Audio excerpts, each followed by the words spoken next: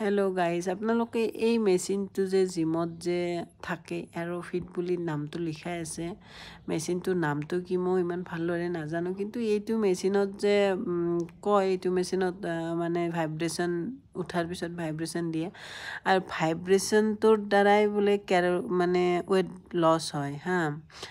চ' কাৰ কিমান weight loss হৈছে মোক জনাব এইটো মেচিনৰ কাৰণে। মই কিন্তু এইটো মেচিনত ৰেগুলাৰ 5 মিনিট আৰু কেতিয়াবা 10 মিনিটো কৰোঁ, কিন্তু ইয়াতে টাইমটো 5 মিনিট ছেট কৰা থাকে আৰু লাগিলে 5 মিনিট বঢ়াই ল'ব পাৰে কিন্তু ইয়াতে ছিষ্টেমটো এনেকৈ কিন্তু ভাইব্ৰেশ্যন দি থাকে।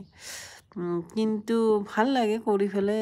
ইয়াৰ পৰা বেনিফিট কি আছে নাজানো, কিন্তু কৰি আছোঁ।